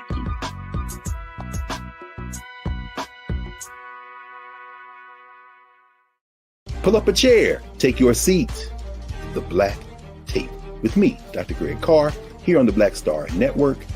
Every week, we'll take a deeper dive into the world we're living in. Join the conversation only on the Black Star Network.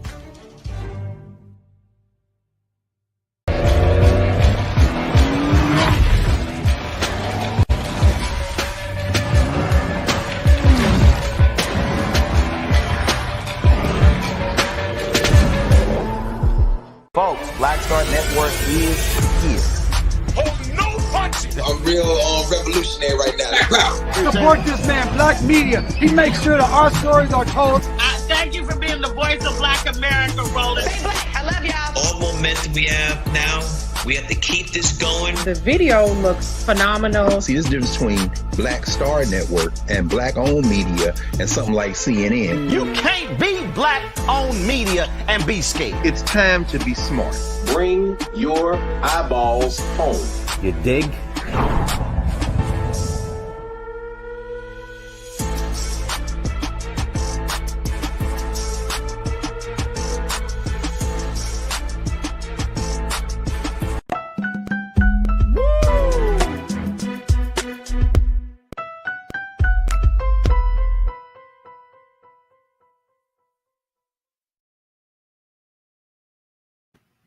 Folks, it looks like the e-commerce giant Amazon has taken a hit from a very, very important part of the community. Seattle Pride has cut ties with Amazon over the e-commerce giant's corporate donations and its alleged request to have its name as part of the city's annual LGBTQIA Pride March. Now, Seattle Pride was established to be responsible, which is a nonprofit group. They're established to be responsible to oversee all of the activities during the month of Pride in June, and they've been around since 1974. But the issue that they had with Amazon is that Amazon wanted to give them money in exchange for putting their name on the moniker. So instead of it being Seattle Pride Parade, Amazon wanted it to be Seattle Pride Parade presented by Amazon in exchange for $100,000. Now, this is according to the group's executive director, Crystal Marks, and she issued a statement earlier this week on Tuesday saying it is deeply concerned about the Seattle-based company's donation to anti-LGBTQ politicians and its fundraising efforts for anti-LGBTQ groups. Wow. She also said that Pride isn't for sale at any time of the year, but especially the month of June when our community comes together to celebrate. When someone has their name attached to the title of a full event that we haven't had for 2 years, it makes me as a queer individual think this parade is going to be entirely about Amazon and celebrating their contribution. Want to bring in Bakari Jones, Culture Crew member. Bakari, you have been working on a lot of different LGBTQIA activities. First and foremost, have you ever heard of something like this happening before? Not necessarily on this level. I mean, I think that, people pivot related to their sponsors all the time for these types of reasons. So it's not unheard of, but I think it's to me, it's super interesting to see the Amazon. First of all, just the size and the scale that Amazon is.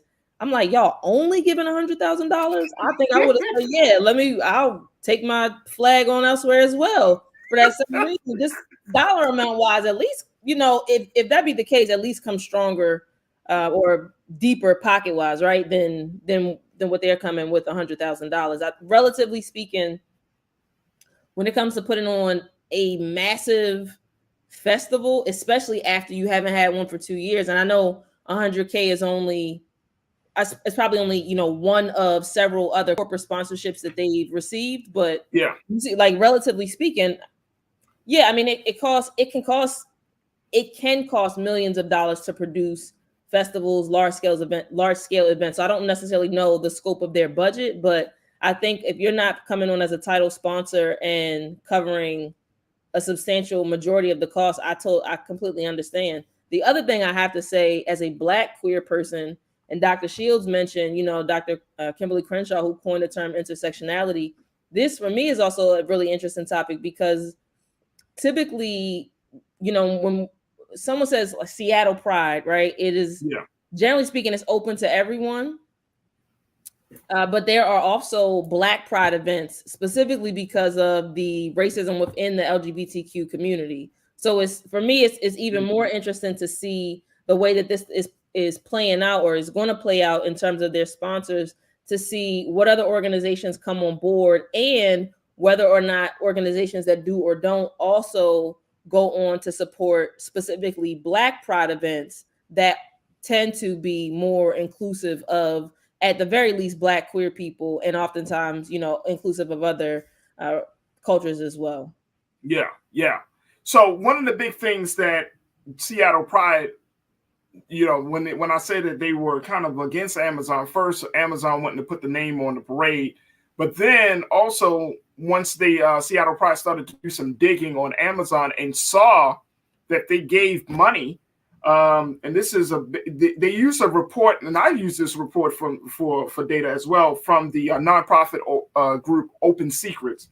And they found that Amazon has donated more than $450,000 last year to lawmakers who opposed the Equality Act. Mm-hmm. And this was the federal legislation which passed the House of Representatives last year, but it was stalled in the Senate. But it would prohibit discrimination based on sexual orientation and gender identity in numerous areas across the country, including employment, housing, education, and public accommodations.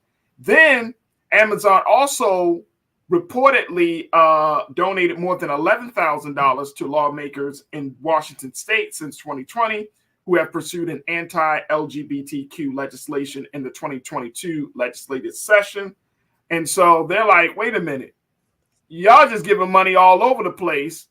Y'all just trying to get your name out there for one group of people, then for another group of people. Mm-hmm. And I'm wondering, Bakari, like, this is a playbook, I think, that a lot of people can kind of take from, Mm-hmm. right? That even if somebody offers you some money, to take the time to do the research, to understand and to see if they really are supporting your cause, or if they're just using you Mm-hmm. to take their brand, to take their to further their platform. But I see Black organizations possibly doing this, Latino organizations for possibly doing this. Like, when Amazon comes to the table, we all should know they come to the table to take over. They ain't coming to the table just a partner. They want a sizable piece of the pie. And it's not just for Amazon. This is for any company or any group that anytime you partner with anybody, you got to do your due diligence to see, okay, what's your track record in this particular cause? That's something that came up during the protest of George Floyd and all of the other protests that we see back in 2020. You had all of these people that's like, supporting us. I see companies that, we are supporting the racial reckoning of 2020 and blah, blah, blah, and we're going to put up some money. And I'm like, why am I putting up $1 million? Mm-hmm. So I will never forget this analogy that was used when I was in school of X company donating $10,000 towards breast cancer research. They had one of those big jumbo checks printed, and then they spent 10 times that, so like $100,000, marketing the fact that they had donated $10,000 towards breast cancer research. So it's all right. Like, so just knowing that is I'm not necessarily saying that is 100%, confirmed that that's what Amazon is doing, but we see the ways that these companies are able to leverage their dollars and marketing strategy, right? Because they're going to give one amount to the actual, or they were going to give one amount right to Seattle Pride.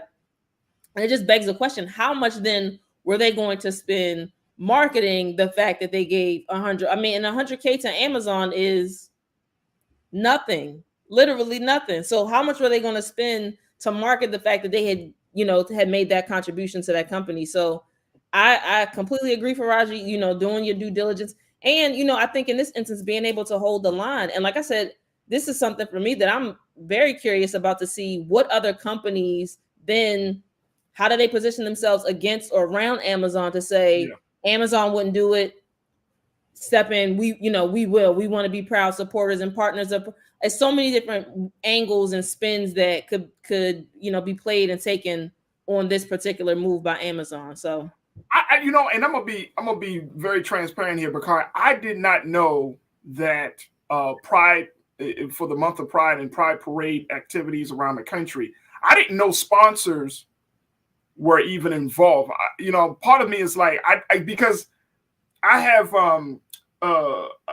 done some work with at Pride. My wife has done some work at Pride here in Baltimore, and I didn't see big banners of sponsors in the park. And I was kind of like, oh, I didn't know. I thought Pride was always funded or supported by the city or the state that these activities took place in. Am I wrong in thinking that? No, I mean, they can be, but there's nothing stopping in most of the, in many instances, there's nothing stopping these entities from securing a national partner or a national sponsor. When you consider the cost of having different performers or vendors, I mean, again, just festival event wise, all these things add up, right? So I believe that most Pride organizations or LGBTQ resource centers, whoever it is that is hosting Pride, they have a usually multifaceted approach where they get into both donations and sponsorships to be able to finance whatever the activities are. And you mentioned something, and I don't want people to just kind of gloss over it, but you said that there is some racism within the LGBTQIA community. Yeah, absolutely. And so, how do Black queers, for example, handle that, especially when it comes to celebrating who you are during the month of Pride? It seems like there's a unified effort that everybody is on the same page, but how is that different from what we generally see, or what you've personally, you may have experienced, or your friends may have experienced with that? This, for me, this was part of the reason that I started the event series, Her Sweet Release, that I was hosting, pre-pandemic. Part of that reason was that there were events available during Pride season, which is usually in the month of June, but the offerings specifically for Black women were incredibly limited. And I remember one year I hosted an event, and Pride actually reached out to me and asked me to pay to list my event amongst Pride activities. So just going back to the sponsorship strategy, and approach, I declined it because I felt like, I know that I'm catering to an audience that exists. You all aren't catering to that audience, which is why I'm having the event, and you were asking me to pay to be. Come on. I feel you. So I feel you. So like, wait a minute, hold on. I'm bringing people that you're not reaching, and you want me to pay you for what? like I'm already getting my audience. Y'all need to pay me. Exactly. That was literally my approach. I was like, I know that this is a captive audience. It's not really any different than any, we just had the NCAA come here, right? So it's a Pride. It comes up every year. People are looking for things to do. And again, there just wasn't anyone catering to that audience. I think that the racism exists internally, and a lot of times it doesn't, we saw it most recently, I think, in the state of Maryland around marriage equality. There were all types of political organizers who were working with Black people, arm in arm, around marriage equality to be able to get Black and brown people out to vote in favor of marriage equality. And once marriage equality was passed, those same predominantly white organizers vacated the same communities, vacated the same LGBTQ, bars, lounges, etc., because they, mission accomplished, they were able to pack up and head out. So it's also not that same level of solidarity across racial lines within the LGBTQ community until, and I hate to say it, but until, if there's something that requires the same way we've been talking about all day, when Black votes are required, then we start to see things shift and pivot towards and pander, honestly, towards this particular demographic. And it's a lot of times it's the same exact, it's just, a sort of ripple effect of what we see on a larger scale within the LGBTQ community. And it's fascinating. It's unfortunate. It's terrible. It's deplorable all at the same time, because again, you have these intersecting identities. So Black queer experiences, I think it's safe to say across the board, generally speaking, they're not the same as, white queer experiences. So. Right. And that's interesting. And I'm glad that you kind of, highlighted that, because I don't think people really understand the dynamics. You know what I mean? It's just like within the feminist movement, Black feminists and white feminists. Exactly. And I think, for as we've been talking about history and racism, I mean, it undergirds so many elements of who we are and how we live our lives and just so many things that it touches everything. It touches every one of us in some way, shape, or form. Yep. And the LGBTQIA community is no different, and is certainly not immune to some of the poison that comes along with being Black, a Black woman, a Black queer woman. I mean, it's just it's still a lot of barriers there. It's definitely a lot of barriers. Bakari, I appreciate you. You always bringing the fire on the Fridays for me. So I truly appreciate your time and spending time with us today and giving us your insight. You got any upcoming events or anything that you're working on that you want the people to know about? Not any events that I'm planning just yet. I'm still tiptoeing around, big bad COVID a little bit, but I'm a program manager over at Impact Hub. So if you know any Baltimore-based business for folks that are watching from Baltimore, please check out empowerbaltimore.com to potentially help your small business get your website up and running or refreshed. That's what I'm talking about. Bakari Jones, thank you so much for being so good for the culture. Appreciate you, brother. Absolutely. Folks, we got to take a quick pause. When we come back, my last word, stay with us. It's the culture on the Black Star Network.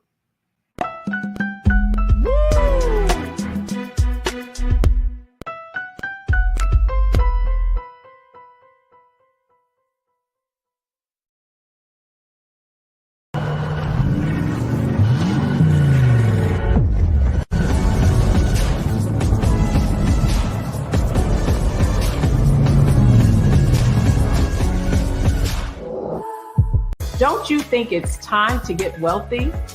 I'm Deborah Owens, America's Wealth Coach, and my new show on the Black Star Network focuses on the things your financial advisor or bank isn't telling you. So watch Get Wealthy on the Black Star Network.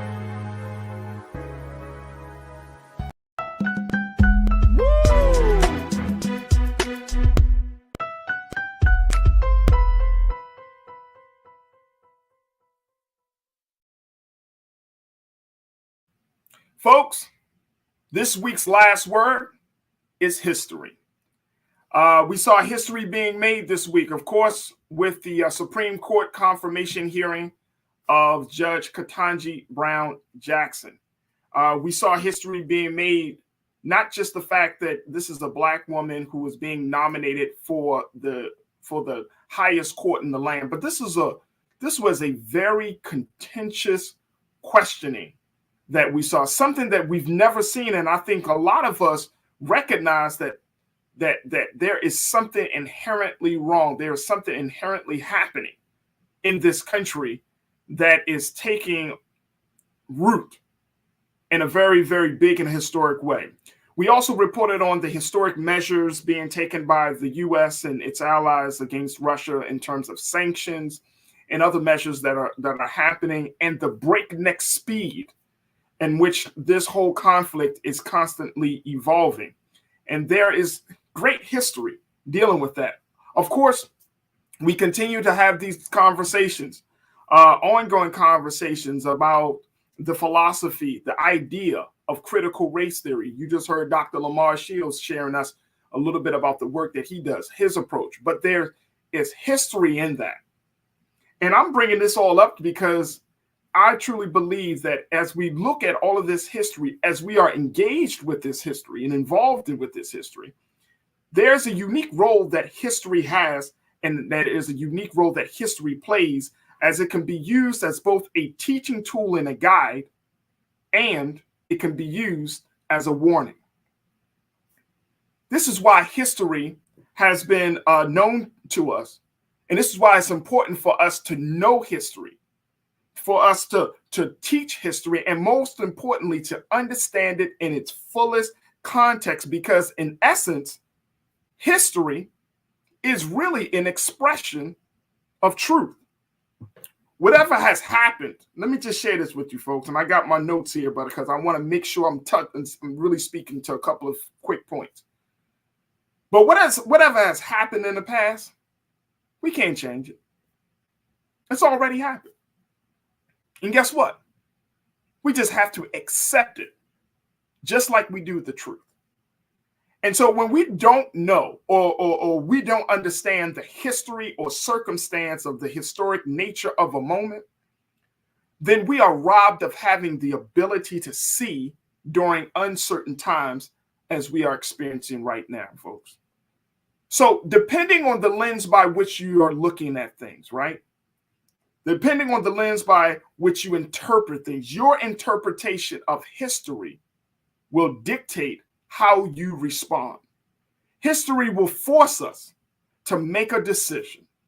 That's one of the compelling powers of learning those lessons. It would force us to make a decision, whether you will act or rest, whether you believe or disbelieve, or whether you will stand or sit still.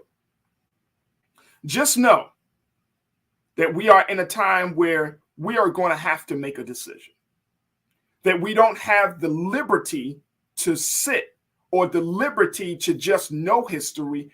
We have to make a decision today about whether we're going to make history. Just know that whatever decision you make, and that someone before you made the same decision. And now it's up to you whether you want to continue, whether you want that outcome to be their history, or you want it to be your history.